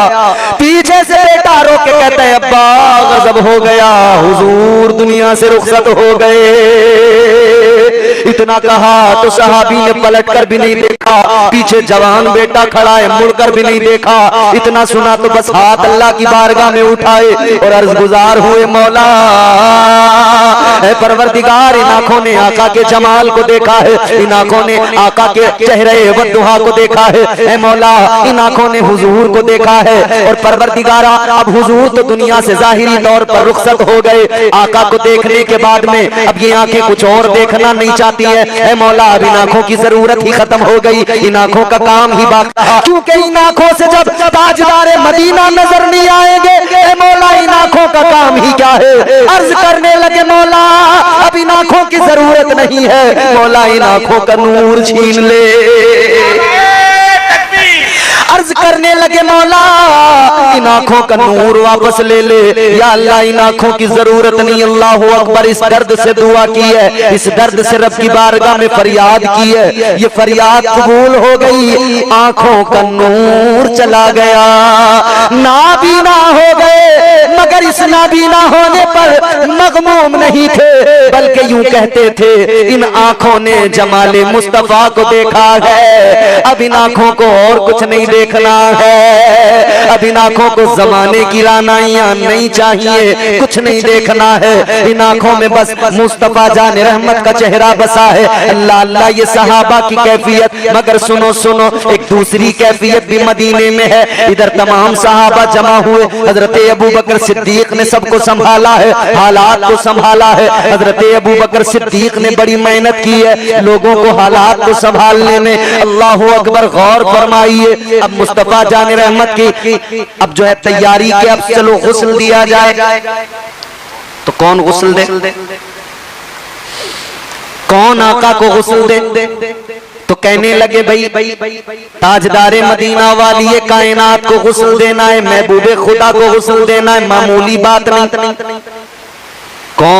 कौन आगे बढ़ेगा जो हुजूर के जिस्म से कपड़े हटाकर फिर हुजूर को गुस्ल देगा। किसमें इतनी हिम्मत है, कौन जुर्रत कर सकता है। हुजूर का इतना अदब कि आखिरी गुस्ल हुजूर को देते हुए वो अदब दरमियान आ रहा है कि कौन आगे आए, वो हया दरमियान आ रही है कि कौन हुजूर का कपड़ा निकाले, कौन गुस्ल दे। अभी ये सोच ही रहे हैं कि अल्लाह का करम भी देखो, परवरदिगार का फजल भी देखो। उसको सोचने वाले जितने मौजूद थे, अल्लाह की जानिब से उनको हल्का सा खुमार, नींद का ऊंग जिसे बोलते हैं, ऊंग आई, हल्का सा खुमार आया, आंखें जरा बंद हुई। और फिर जब वो ऊंग खत्म हुई, आंखें खुली तो देखा कि मुस्तफा जान रहमत को गुस्ल भी दिया जा चुका है, कफन भी पहनाया जा चुका है। अल्लाह ताला ने खुद इंतजाम किया, खुद रब ने गुस्ल का एहतमाम किया। अलगरज, अब तदफीन के ताल्लुक से बात हुई, कहां दफन किया जाए। तो चंद सहाबा ने कहा कि आका का आबाई वतन मक्का है, वहां अल्लाह का घर है काबा का, वहीं पर ले चलो, वहीं पे दफन कर देंगे। मगर कुछ लोगों ने कहा कि वहां नहीं, एक काम करो, बैतुल मुकद्दस ले चलो, मस्जिद अक़सा, वहां बड़े अंबिया, बहुत सारे अंबिया की कुबूर हैं, अंबिया अलैहिमुस्सलाम की कब्रें हैं, वहां पर दफन करेंगे। दो ग्रुप हुए, मगर फिर तीसरा ग्रुप उन्होंने कहा कि भाई देखो सुनो, हुजूर को यहीं दफन किया जाए। कहने लगे कि अंबिया अलैहिमुस्सलाम को वहीं दफन किया जाता है जहां पर वो अपनी जिंदगी गुजार रहे होते हैं। तो फिर हुजूर तो उसी हुजरे के अंदर, वही हुजूर का हुजरा जो आज मेरे आका का गुंबद जहां बना हुआ है, जहां रोजा है मेरे हुजूर का, वो वही जगह है हुजरे आयशा जिसे कहते हैं। उसी के अंदर कहा यहीं पर तदफीन होगी। ताजदारे मदीना वाली कायनात मुस्तफा जाने रहमत को उसी हुजरे के अंदर वहीं पर आका की तदफीन अमल में आई। हुजूर की तदफीन हो गई, मगर गम हल्का न हो सका। सहाबा बेकरार फिरते थे, रोते थे। हजरत बिलाल हबशी ये गम बर्दाश्त न कर सके, मदीना छोड़कर चले गए मुल्क शाम। कितने लोग मदीने से चले गए। हुजूर की सवारी जानवर याफूर दीवारों में सर मारने लगा। हुजूर की ऊँटनी छलांग लगा दी कुएं के अंदर। जानवरों को भी आका के जाहिरी विसाल का गम था और तमाम असहाब को भी जाहिरी विसाल का गम था। सब गमगीन थे, मगर दूसरी तरफ एक सिचुएशन और भी कि अब हुजूर के बाद में खलीफा कौन, मुसल्ले मुस्तफा की इमामत किसके हवाले की जाए। तो अब मीटिंग शुरू हुई, और मीटिंग एक जगह पर नहीं, दो जगहों पर। एक जगह अंसार जमा हुए, अंसार सहाबा, एक जगह मुहाजिर जमा हुए, मुहाजिरीन। ये अंसार और मुहाजिरीन आप समझते होंगे, जो मक्के से हिजरत करके मदीना आए वो मुहाजिर कहलाए, और जो मदीने वाले थे वो अंसार। तो उधर तो अंसार की मीटिंग चल रही है, वहां पर किसी ने कहा है कि अंसार में से कोई होना चाहिए जो अब खिलाफत की जिम्मेदारी को संभाले। और उनकी बात किसी हद तक दुरुस्त भी थी, क्योंकि इन्होंने अपनी जमीन दी थी, अपने घर दिए थे, अपने माल दिए थे, सहाबा को अपना भाई बनाया था, मुहाजिरीन को, मुहाजिर सहाबा को अपना भाई बनाकर अपने साथ रखा था, सारी कुर्बानियां थी इनकी भी। मगर हजरत उमर फारूक आजम रज़ी अल्लाह ताला अन्हु ने सबको जमा किया एक जगह पर, और फिर आपने ऐलान फरमाया, लोगों अंसार और मुहाजिर में न बंटो, बल्कि ये सोचो कि हुजूर के बाद में किसी ऐसे शख्स का इंतखाब किया जाए जिसे हुजूर ने अपनी जिंदगी में बेइंतहा अपने पास रखा हो, बेइंतहा अजीज रखा हो और बेइंतहा पसंद किया हो, जिसका हुजूर से गहरा ताल्लुक हो, जो हुजूर का हर हाल में, हर वक्त में हुजूर का साथी, हमराही, हुजूर का मददगार और हुजूर का महबूब बन के रहा हो। ऐसे शख्स को खलीफा बना दिया जाए। तो फिर सारे अंसार ने कहा ठीक है, बिल्कुल ऐसा ही किया जाए। तो अब मेरे अजीजों, फिर सब ने मशवरा करके एक शख्सियत को चुना, और जिसको चुना उसी का नाम है हजरत अबू बकर सिद्दीक। सारे सहाबा ने चुन लिया, बैअत कर ली। अब बाज लोगों का दिमाग खराब होता है, वो कहते हैं कि दमादम मस्त कलंदर अली का पहला नंबर। चंद हमारे मुआशरे में ऐसे लोग मिलेंगे जो राफजियों से बड़े इंस्पायर हो गए। याद रखना, अपने दीन, अपने मजहब, अपने मसलक को पहचानो और समझो। तुम उन लोगों से इंस्पायर हो रहे हो, मुतासिर हो रहे हो कि जिन लोगों का दीन ईमान क्या है आप सोच सकते हैं, कुरान को मुकम्मल नहीं मानते, वो मोमिन हो सकते हैं। हुजूर की हदीसों का इनकार करते हैं, वो भला मोमिन हो सकते हैं। और एक बात और सुनिए, जितनी अहादीस मतलब की होती हैं उनको तो जमाने को सुनाएंगे भी, सुनेंगे भी, वाह वाह भी कहेंगे, सुभान अल्लाह भी कहेंगे, और बाकी अहादीस का इनकार कर देंगे। जितनी कुरान की आयत अहले बैत की शान में है उनको तो दुनिया को सुनाएंगे, मगर बाकी कुरान पे कहेंगे नहीं नहीं, कुरान मुकम्मल नहीं है। अल्लाह अक्ल सलीम अता फरमाए। तो ये कह रहे हैं कि साहब अली का पहला नंबर। इन जाहिलों से कोई पूछे क्या मुस्तफा ने अपनी जिंदगी में कभी ये कहा था कि मेरे बाद में अली का पहला नंबर? नहीं कहा ना। हाल बत्ता ये बात हुजूर की जिंदगी में पाई जाती है कि मेरे मुस्तफा ने अपनी मौजूदगी में, अपनी जिंदगी में अपना मुसल्ला हजरत अबू बकर सिद्दीक के सुपुर्द किया था।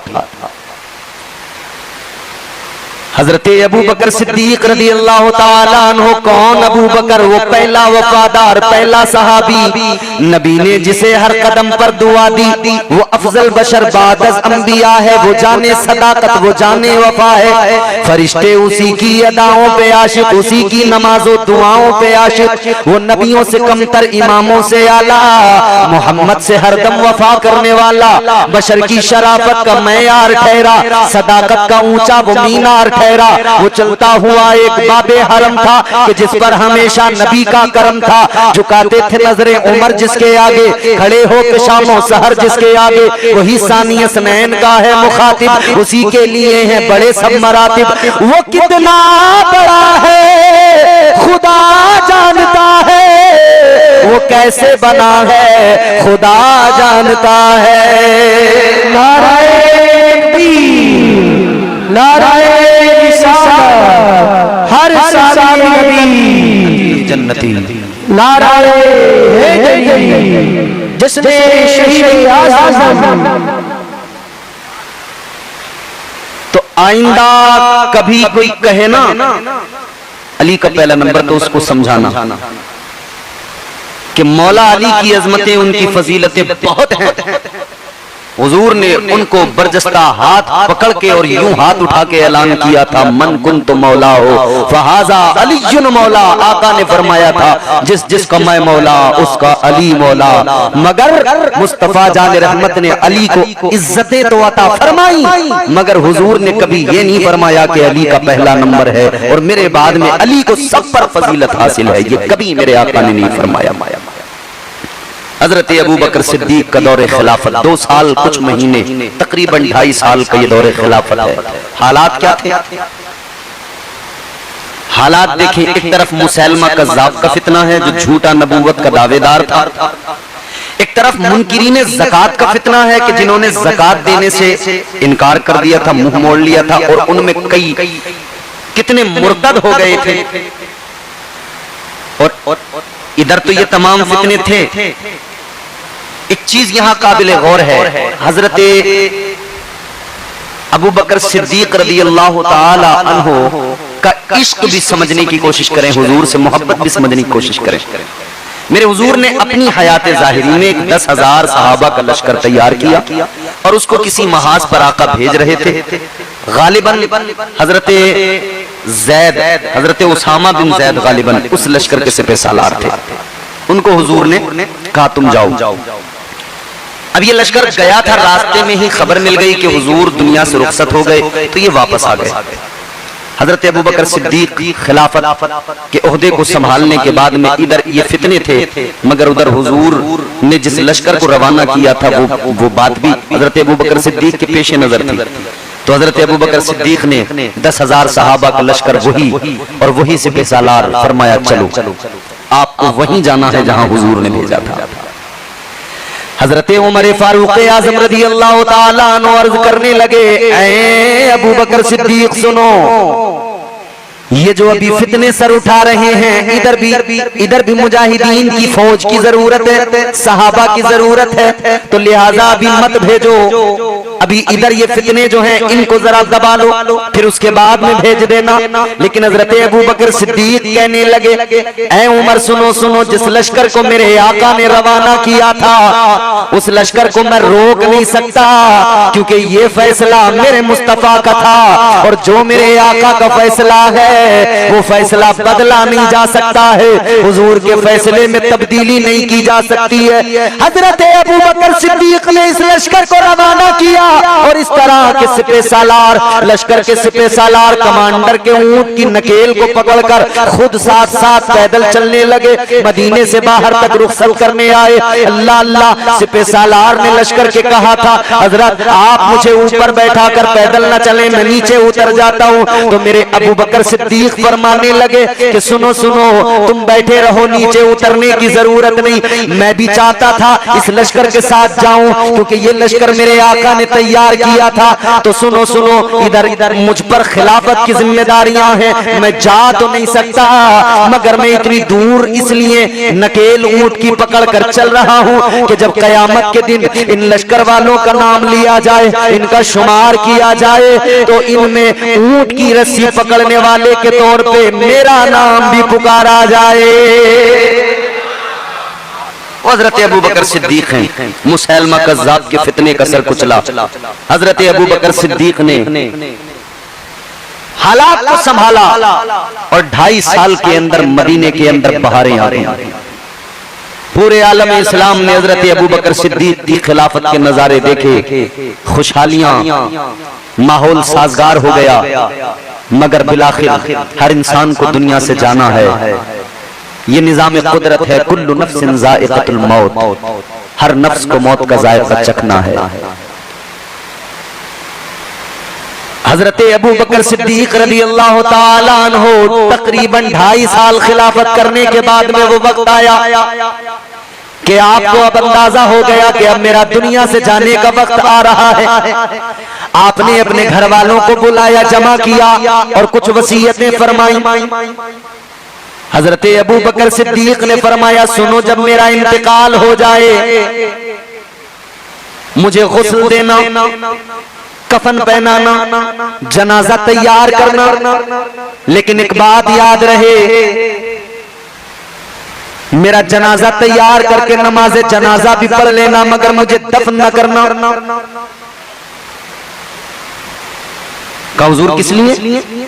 फरमाने लगे, मेरे जनाजे को उठाना, बारगाह मुस्तफा में ले जाना, रोज़े मुस्तफा के दरवाजे पर मेरे जनाजे को रखना और आका की बारगाह में इतना अर्ज कर देना, या रसूल अल्लाह, यारे गार, यारे मजार बनने की तमन्ना रखता है, जनाजा रख के इंतजार करना। अगर दरवाजा खुल जाए और अंदर से आवाज आ जाए, अगर आका मुझे बुलाएं तो मुझे हुजूर के पहलू में दफन कर देना, और ना बुलाएं तो कहीं भी दफन कर देना, जन्नतुल बकी में दफन कर देना। वसीयत कर दी। हजरत अबू बकर सिद्दीक रज़ी अल्लाह ताला अन्हु का जब इंतकाल हुआ, आपके घर वालों ने, आपके रुफका ने, आपके तमाम अहबाब ने जनाजे को तैयार किया, गुस्ल दिया, कफन पहनाया, जनाजा कंप्लीट किया, नमाज जनाजा पढ़ी, फिर उसके बाद जनाजे को उठाया, रोज़े मुस्तफा के दरवाजे पर ले जाकर रख दिया। ताजदारे मदीना, वाली कायनात मुस्तफा जान रहमत के दरवाजे के सामने, हुजूर के रोजे के सामने रख दिया और सब ने मिलकर अर्ज कर दिया, या रसूल अल्लाह, ये यारे गार आया है, इजाजत चाहता है। या रसूल अल्लाह, अबू बकर की तमन्ना है कि आपके पहलू में दफन किया जाए, इजाजत तलब है। आका, अगर इजाजत होगी तो दफनाया जाएगा। जनाजा रखकर इंतजार करने लगे। असहाबे मुस्तफा मौजूद हैं, तमाम के तमाम मुंतजिर हैं, क्या होगा, जवाब आएगा या नहीं आएगा। कंफ्यूज भी है कुछ लोग, मगर तारीख बताती है, ये अल्फाज तारीख के माथे का झूमर बने हुए हैं। जनाजा जनाबे अबू बकर सिद्दीक का रखा हुआ है, इंतजार किया जा रहा है। और फिर क्या देखा, रोज़े मुस्तफा का दरवाजा खुला, अंदर से आवाज आई, अंदर से मेरे आका की आवाज सहाबा ने पहचानी। सहाबा उस आवाज को पहचानते थे। आवाज आई, अदखिलुल हबीब इलल हबीब। अंदर से आवाज आई, हबीब को हबीब के पास ले आओ। इजाजत मुस्तफा ने अता फरमाई, मेरे पहलू में ले आओ, मेरे करीब ले आओ। अब क्या था, सबके चेहरे खिल गए। हजरत अबू बकर सिद्दीक का जनाजा उठाया, अंदर लेकर गए, हुजूर के पहलू में कब्र बनाई गई। हजरत सिद्दीक अकबर को दफन कर दिया। अल्लाह अकबर कबीरा, क्या शान है अबू बकर सिद्दीक की। अल्लाह अल्लाह, ये यारे गार भी हैं, यारे मजार भी हैं। ये सिद्दीक अकबर रज़ी अल्लाह ताला अन्हु, इनके विसाल के बाद में बाहमी मशावरत के साथ फिर खलीफा चुना गया हजरत उमर फारूक आजम रज़ी अल्लाह ताला अन्हु। हजरत उमर फारूक आजम रज़ी अल्लाह ताला अन्हु की खिलाफत का जमाना तकरीबन 10 साल का जमाना। 10 साल हजरत उमर फारूक आजम ने खिलाफत का ओहदा संभाला। और ये 10 साल कैसे थे? अल्लाह अकबर। सिर्फ 2.5 साल के अंदर, सिर्फ 2.5 साल, कितने? 2.5 साल के अंदर मदीने का मंजर, मदीने का नक्शा बदल गया।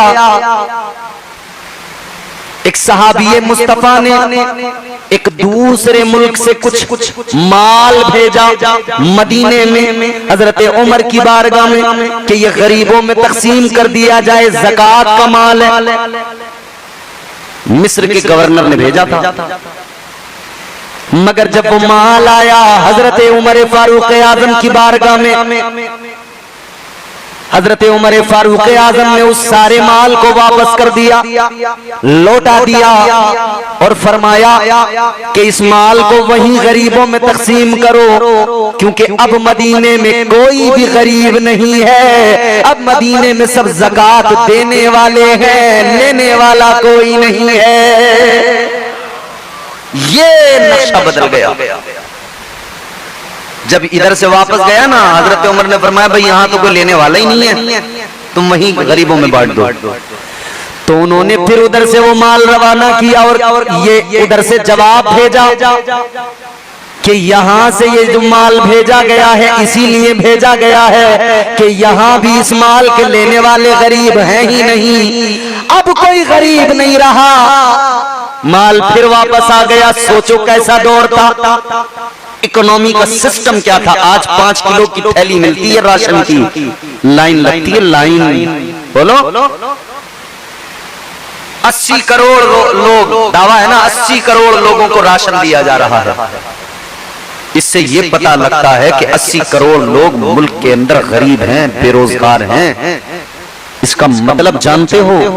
इसका मतलब यह है कि मुल्क की हालत अच्छी नहीं है। जिस मुल्क में 80 करोड़ लोग फ्री के राशन पे पलते हों, 80 करोड़ लोगों की हालत ये हो 5 किलो राशन के लिए लाइन में धक्के खाते हों, तुम क्या समझते हो वो मुल्क तरक्की कर रहा है? तरक्की इसे कहते हैं। हजरत उमर फारूक आजम ने सिर्फ 2.5 साल के अंदर ये हालात बदले मदीने के और पूरी दुनिया के, और इस्लाम के ज़ेरे असर खिलाफत हजरत उमर में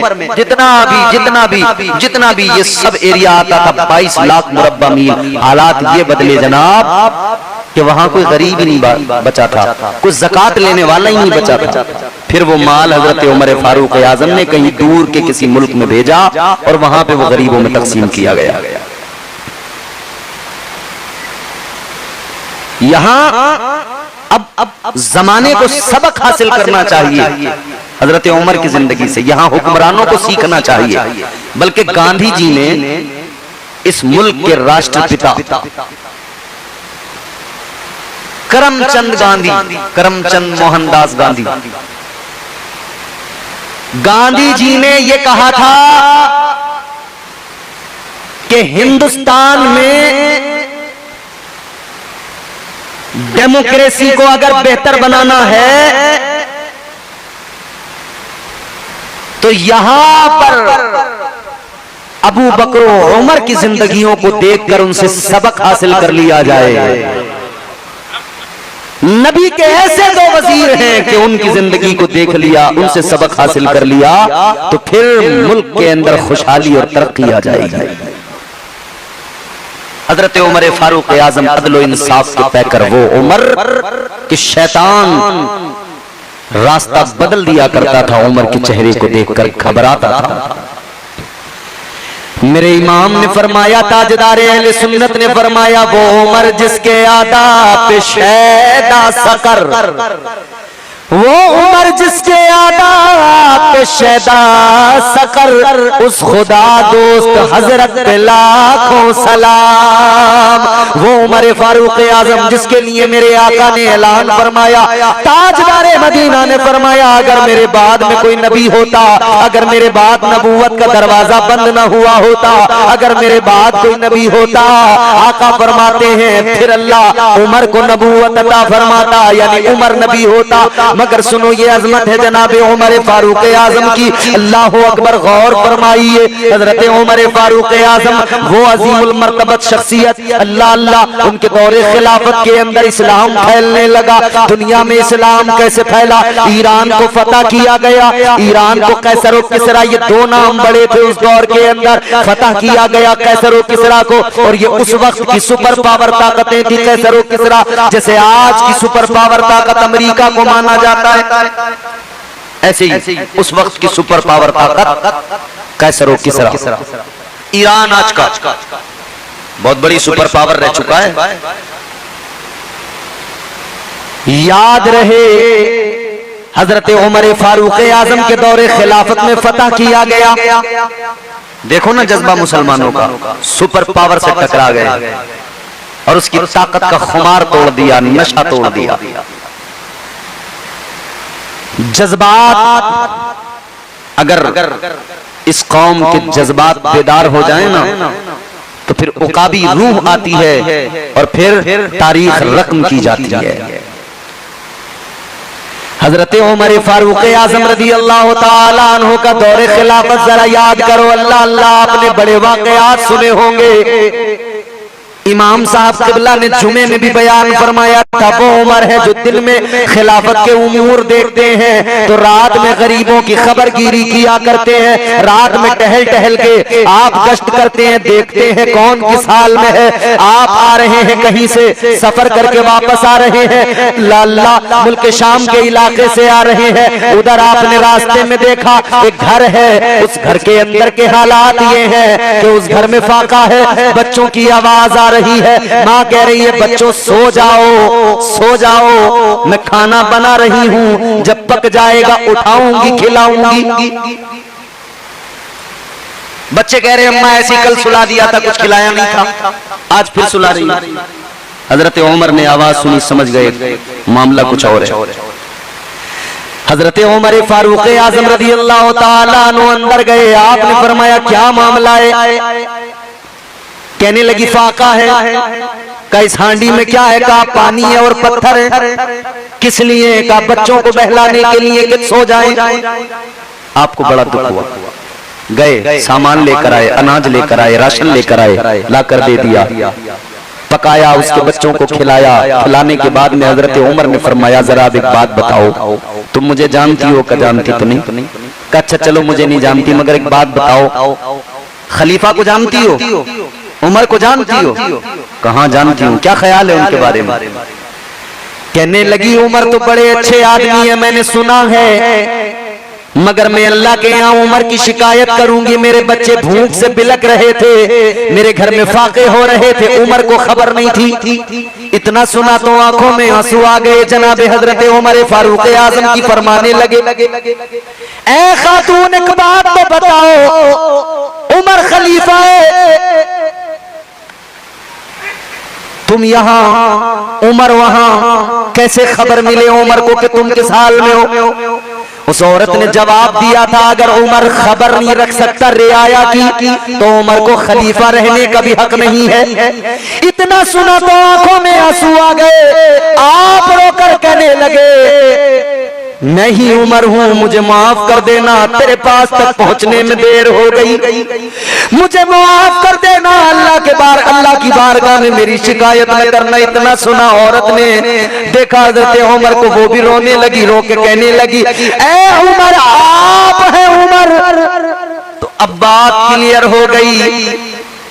है उमर, अब मैं अल्लाह की अदालत में कह दूंगी मौला ये उमर ही है जो अपनी रियाया की मुकम्मल खबर रखता है, सबका ख्याल रखता है और इंसाफ को कायम रखता है।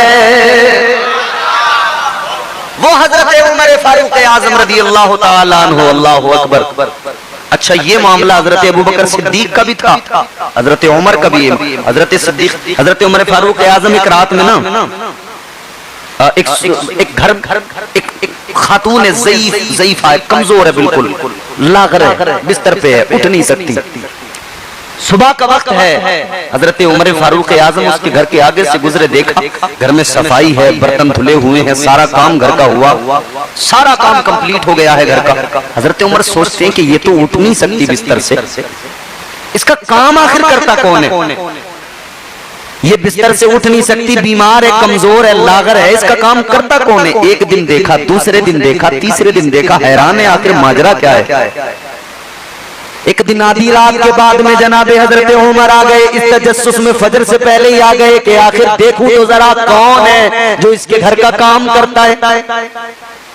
जब आए तो देखा कोई कंबल ओढ़े हुए शख्स है और सारे काम घर के कर रहा है, सफाई कर रहा है, बर्तन धो रहा है, सारे काम उसने घर के कर दिए।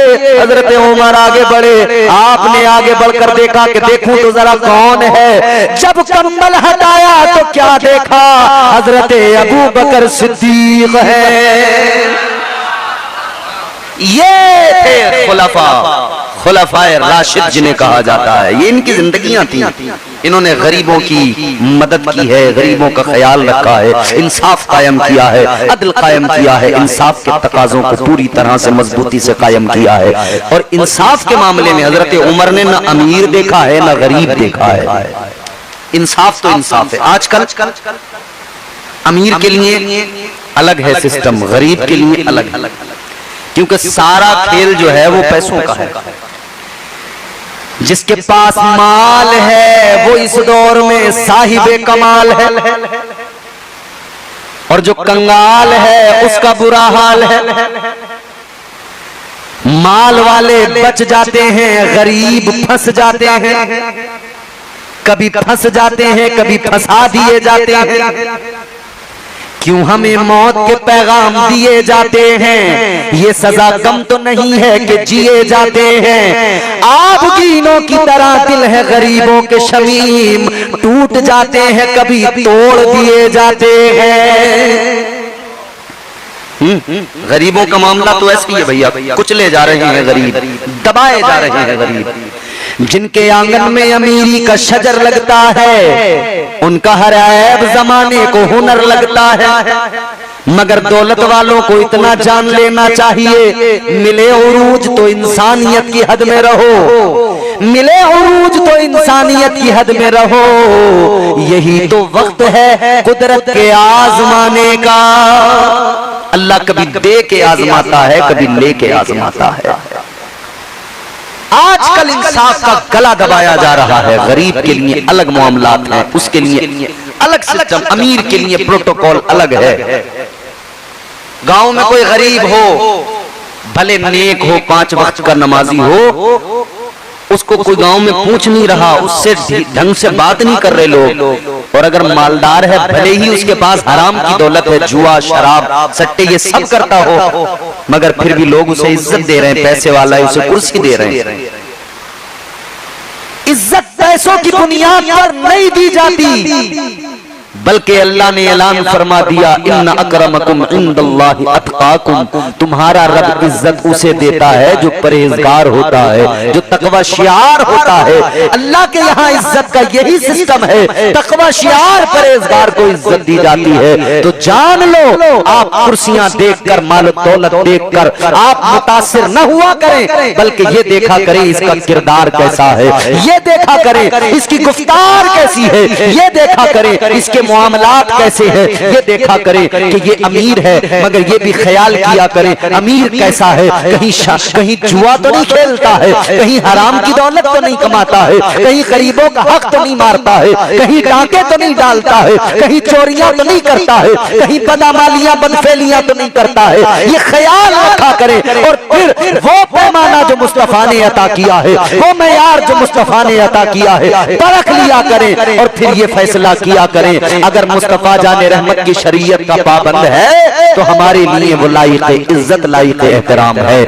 और अगर मुस्तफा की शरीयत से दूर है तो वो हमारे लिए जरा सी भी अहमियत हमारे पास उसके लिए नहीं है। ये जान हजरत उमर फारूक आज़म आपका दौर 22 लाख मुरब्बा मील पर इस्लाम का परचम लहरा दिया हजरत उमर फारूक आज़म ने। हजरत उमर के बाद में खिलाफत आगे बढ़ी, हजरत उस्मान गनी को खलीफा बनाया गया। हजरत उस्मान गनी का दौर भी बड़ा सुनहरा दौर है। हजरत उस्मान गनी बड़े शरीफ आदमी, हजरत उस्मान गनी निहायत शरीफ, इतने शरीफ, इतनी उन हया के पैकर हजरत उस्मान। शान ये है, एक मर्तबा हुजूर तशरीफ फरमा है अपने हुजरे के अंदर, सहाबी आए हैं, हजरत अबू बकर आए, हुजूर लेटे हुए हैं, तहबंद पहने हुए हैं, कुर्ता पहने हुए हैं।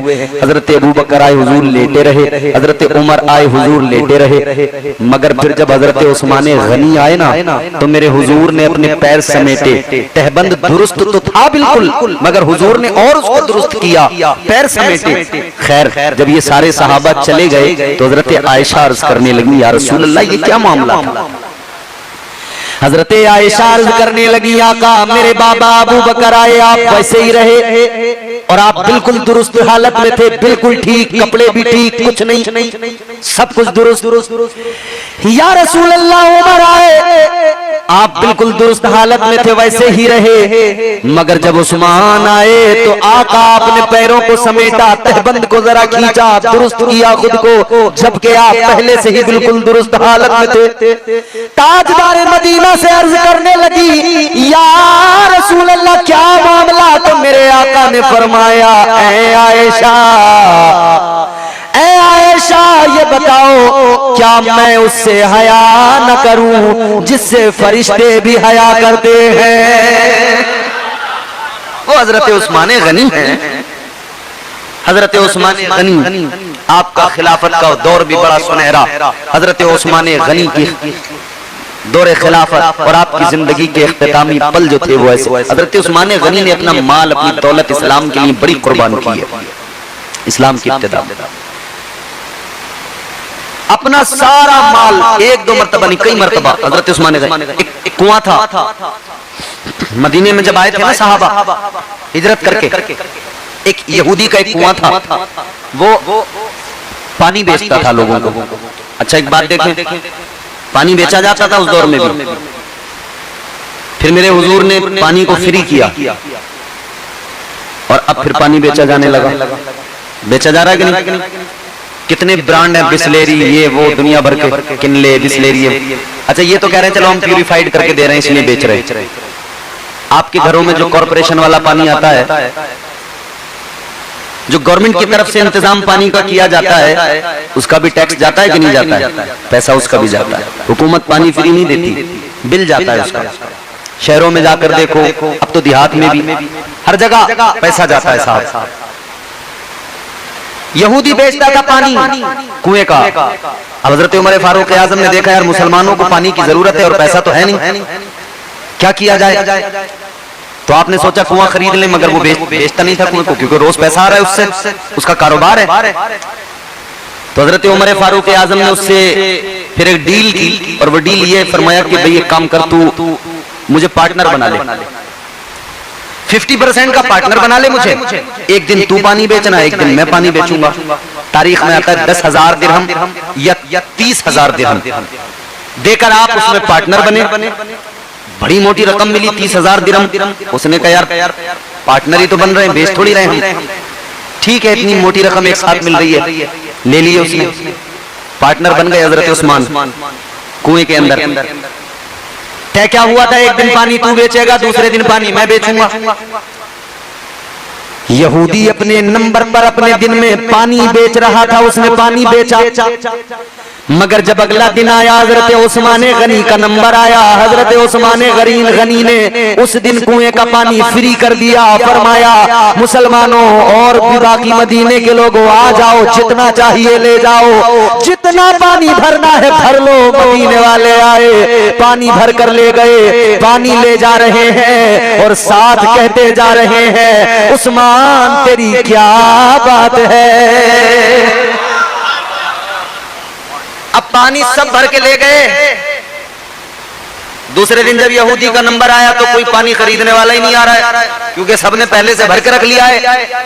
इसने कहा, यार मैं तो नुकसान में रहा, आज मेरा नंबर है, बिकेगा नहीं, कल फिर ये फ्री कर देंगे, फिर पानी सारा लोग भर के ले जाएंगे, मेरा तो कारोबार ही ठप हो गया।